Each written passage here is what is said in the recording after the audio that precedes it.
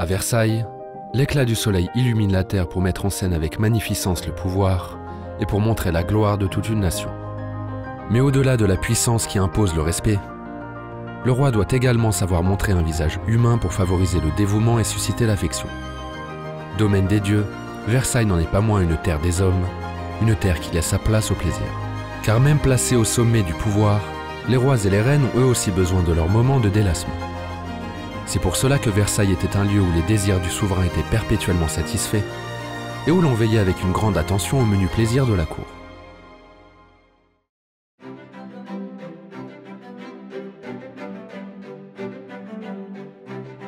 Située tout au bout de l'aile neuve du château de Versailles et haut lieu des plaisirs de la fin de l'Ancien Régime, la fastueuse salle de l'Opéra Royal est l'une des plus belles salles d'Europe. Sommet de raffinement et véritable prouesse technique de la seconde moitié du XVIIIe siècle, l'Opéra Royal de Versailles marque l'époque du triomphe de l'opéra français sur l'opéra italien.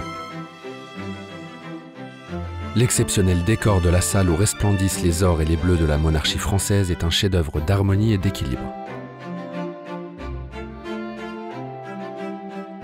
C'est à Augustin Pajou que l'on doit ce somptueux décor sculpté et les boiseries des loges. L'utilisation massive du bois traité en faux marbre donne de plus à cette salle prestigieuse une acoustique exceptionnelle. Grand amateur d'opéra et de ballet, Louis XIV a longtemps caressé le projet de doter son magnifique palais d'une salle d'opéra à la hauteur du lieu. Mais les difficultés de la fin du règne contrarièrent ce chantier grandiose et coûteux.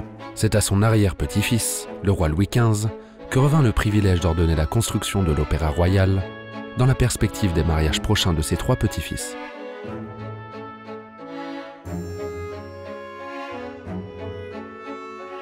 Le chantier est confié à Ange-Jacques Gabriel, architecte du roi. Avant cette époque, des salles de spectacle provisoires étaient construites pour un nombre limité de représentations ou pour les grands événements dans les jardins ou les communs. La salle réalisée par Gabriel va enfin donner un lieu définitif pour les spectacles et les grands bals de la cour. Malgré des délais plutôt courts, Gabriel prendra le soin d'envoyer ses assistants en Italie étudier méticuleusement les grandes salles de spectacle de la péninsule, afin de ramener en France toutes les données techniques nécessaires, tout en livrant cet opéra dans les temps, le 16 mai 1770. Le château de Versailles est dédié depuis toujours à la musique, au divertissement, à la danse, et nous essayons de maintenir cette tradition. Nous fêtons cette année les 250 ans de la création de l'Opéra Royal de Versailles. Événement très important puisqu'on a construit cette salle pour le mariage de Marie-Antoinette et de Louis XVI, du futur Louis XVI. Et aujourd'hui, nous avons restauré cet Opéra Royal. Il y a 10 ans qu'il est devenu une salle de spectacle.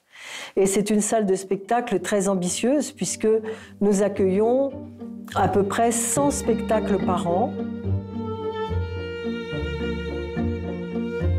Comme tous les grands architectes, c'est un véritable chef-d'œuvre que Gabriel a voulu livrer à son roi.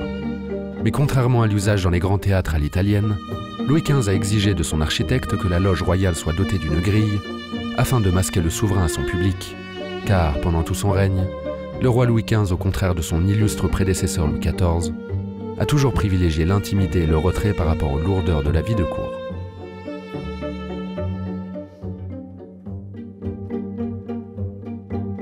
Les loges de côté sont faites plutôt pour être vues. Donc c'est très social, hein. On voit de travers la scène, mais on est en évidence. Et évidemment, c'est très important de voir qui est là, accompagné de qui. En fait, et cette forme très arrondie, c'est un monde qui se regarde. Versailles est un lieu public où le roi se montre tout le temps, mais on a aussi ce besoin de fermeture, de petit enclos où le roi peut assister au concert tout seul sans être vu. Il est vrai que la vie des souverains ou des rois a beaucoup changé entre Louis XIV et Louis XV. La vie de Louis XIV a été essentiellement une vie publique, une vie de représentation. Pour vivre en public tout le temps, il fallait avoir quand même une force de caractère. Et Louis XV n'avait pas du tout la même force de caractère que son grand-père. Louis XV était beaucoup plus secret.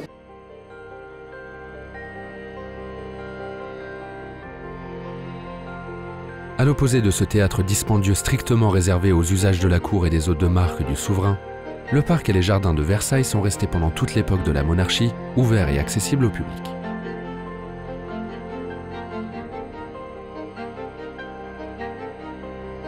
Orné de centaines de statues dont certaines viennent de l'Antiquité grecque ou romaine, cet immense domaine qui atteint 8000 hectares avant la Révolution abrite dans sa partie principale 55 fontaines et près de 600 jets d'eau, desservis par pas moins de 35 km de canalisation.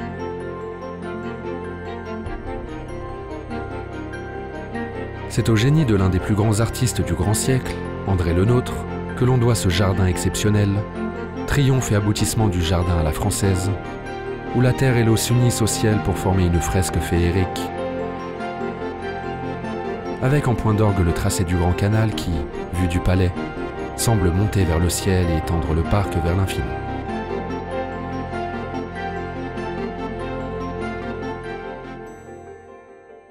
Le système hydraulique à Versailles, c'était le plus grand défi du chantier de Versailles. On est sur un site absolument impossible. Des collines, aucune eau, pas le moindre cours d'eau qui passe à proximité du château, des eaux marécageuses. Évidemment, ça va être ensuite l'aventure de la grande machine de Marly qui va être l'élément hydraulique le plus spectaculaire de ces systèmes. Le caractère unique, c'est la variété des jets d'eau.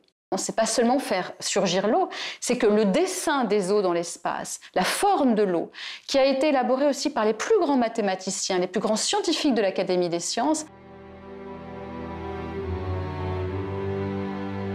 Il a fallu à Le Nôtre une quarantaine d'années pour mener à bien ce travail de titan que fut la réalisation des jardins de Versailles, aidé d'une armée entière de terrassiers et de maçons. Traversé d'est en ouest par la grande perspective qui suit le tracé de l'allée royale et du Grand Canal, animé par un jeu de fontaines toutes plus magnifiques les unes que les autres, les réalisations de Le Nôtre sont indissociables de la grandeur de Versailles et du souvenir de la gloire de Louis XIV, magnifié par le grand bassin d'Apollon d'où le soleil se lève pour parcourir les cieux. Aujourd'hui encore, les visiteurs du lieu restent fascinés par cette incroyable réalisation où la nature elle-même est comme mise au service de la puissance et de la gloire royale.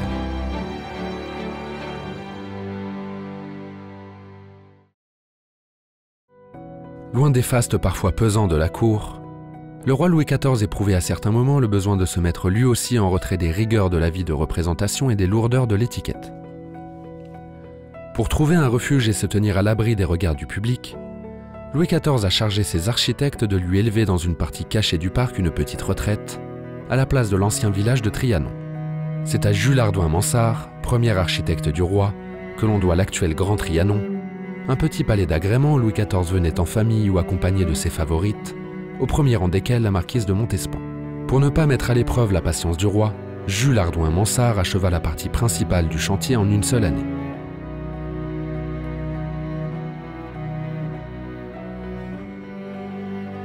Paradis des fleurs, le Grand Trianon est cerné de jardins et de parterres à un point tel que Madame de Maintenon, seconde épouse du roi Louis XIV, rapporte que les tubéreuses qui s'y épanouissaient dégageaient une odeur si forte que parfois l'on devait éviter de rester à Trianon la nuit.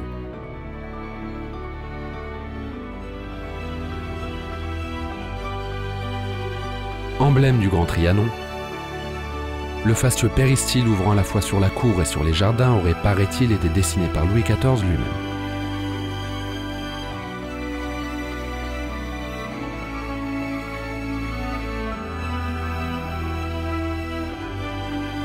Les marbres blancs et roses jouent avec la transparence des arcades côté cour et des colonnes côté jardin.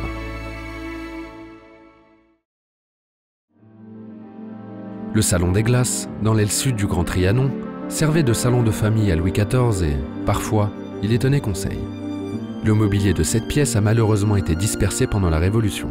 Ce salon a ensuite servi de grand cabinet à l'impératrice Marie-Louise, seconde épouse de l'empereur Napoléon Ier, qui a fait remeubler ce salon plein de lumière. Dans le cabinet topographique de l'empereur, les nobles boiseries sculptées reflètent le goût de la fin du règne de Louis XIV. Les peintures ornant la pièce illustrent les constructions du Versailles de Louis XIV. Ces tableaux précieux sont les témoins des ambitions du grand roi pour son palais et ses jardins, et la manière par laquelle elles ont été réalisées. Napoléon en a fait son cabinet de travail. Louis XV a lui aussi ressenti le besoin d'une résidence privée.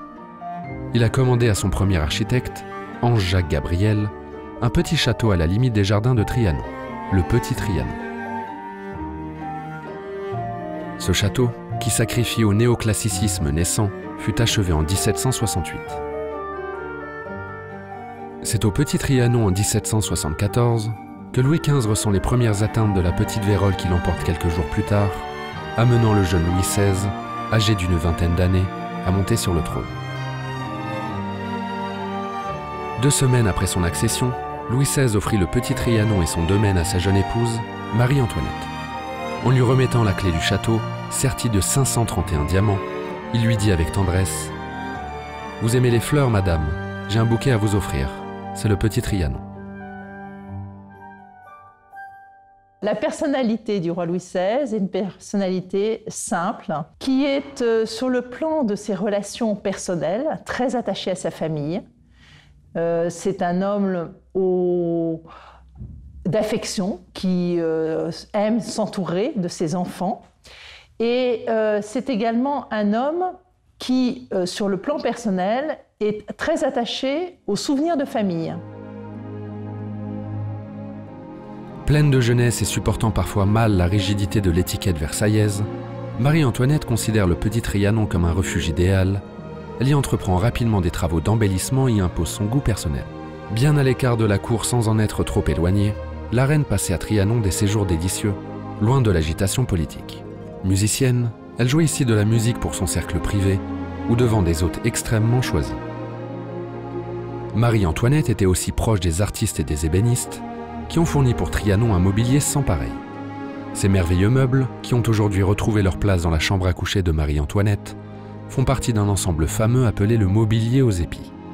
Le bois de ces meubles est couvert d'épis de blé, de jasmin, de muguet, de pommes de pin sculptées, et les garnitures complètent ce décor agreste avec des roses et des bleuets. L'esprit entre le château du Petit Trianon et le grand château, le palais de Versailles, est totalement différent puisque ce ne sont pas du tout les mêmes buts qui sont poursuivis. Au château même, il faut impressionner le visiteur, impressionner la cour, impressionner le monde entier par la splendeur des décors, la taille des pièces, les enfilades, alors qu'à Trianon, au Petit Trianon, on cherche au contraire l'intimité dans des pièces plus petites. Et la différence principale qui est frappante, c'est que les boiseries ne sont pas dorées à Trianon. Il s'agit d'une résidence privée, on ne cherche pas le faste des dorures.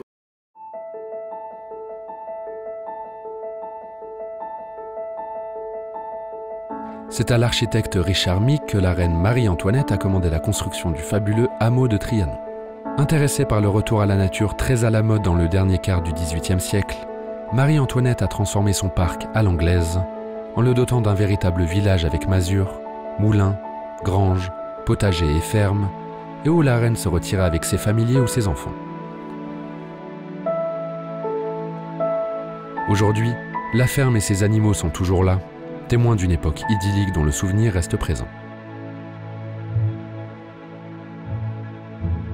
Je crois que le charme de Versailles, c'est qu'il y a à la fois la grandeur absolue, c'est-à-dire c'est le lieu le plus extravagant, le plus impressionnant qui soit, et en même temps, les souverains ont toujours voulu chercher une intimité, une tranquillité, et puis l'amour de la nature aussi. C'est un équilibre entre l'architecture et les jardins. Donc c'est ce qui fait la magie de Versailles. C'est pas seulement un grand palais de l'État, du gouvernement. C'est vraiment un palais royal où on médite sur le rapport entre l'homme et l'univers.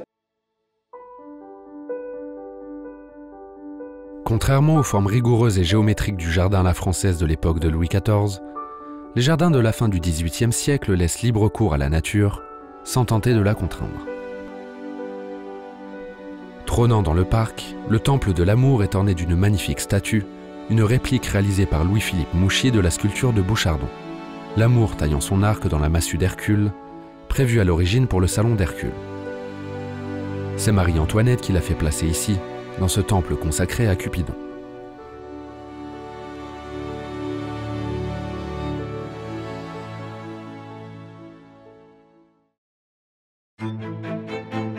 Malgré sa jeunesse et son désintérêt pour la politique, Marie-Antoinette sera la cible d'une haine tenace de la part du peuple de Paris.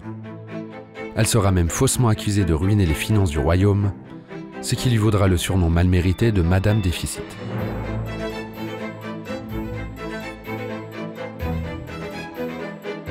Le 6 octobre 1789, quand la foule envahit le domaine de Versailles, Marie-Antoinette, dernière reine de l'Ancien Régime, échappa aux fureurs des révolutionnaires en s'éclipsant de sa chambre par une porte dérobée. Mais les tumultes de la Révolution française ne l'épargneront pas. Elle sera assez injustement condamnée et guillotinée par le tribunal révolutionnaire à la suite de son mari, Louis XVI. Son départ en 1789 marque la fin de la présence de la cour à Versailles. Après les affres de la Révolution française, Napoléon, une fois empereur, sera tenté de réoccuper Versailles. Mais après quelques tentatives au Grand Trianon, il sera contraint à renoncer à son projet.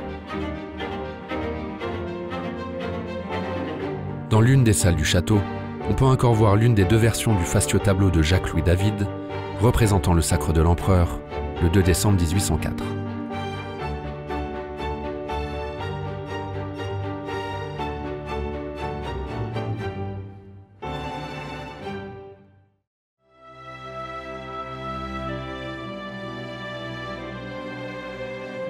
La restauration de la maison de Bourbon en 1814 ne ramènera pas la cour à Versailles, qui sera finalement sauvée par l'énergie de Louis-Philippe d'Orléans, roi des Français sous le nom de Louis-Philippe Ier.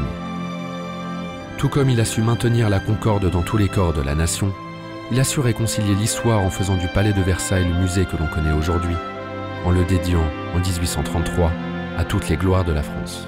La galerie des batailles est l'élément le plus marquant des galeries historiques créées dans le château de Versailles par Louis-Philippe. Elle occupe la quasi-totalité de l'étage noble de l'aile sud du château, l'ancienne aile des princes.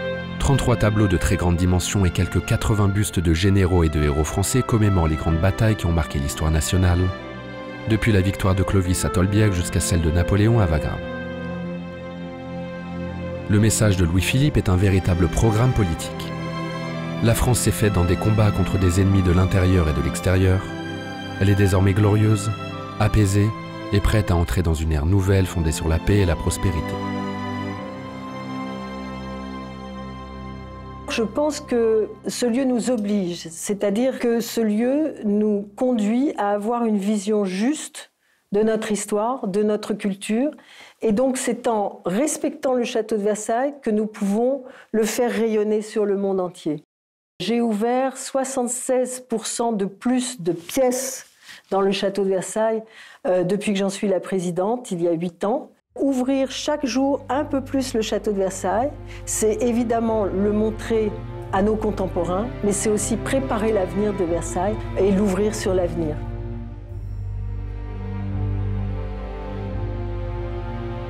Le départ de la cour de Versailles marque la fin d'un monde. Aujourd'hui, les rois ont disparu et l'égalité prévaut. Mais ce chef-d'œuvre de la monarchie demeure un trésor et un héritage inestimable pour l'ensemble de la nation.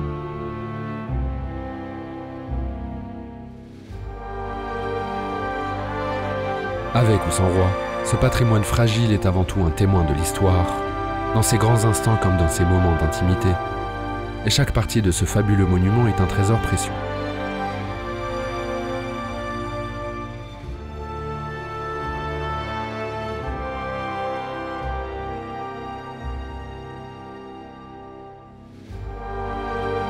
Cadeau de l'histoire, le château de Versailles nous est parvenu intact, grâce à l'ensemble de ceux qui ont su en prendre garde pour le transmettre aux générations futures.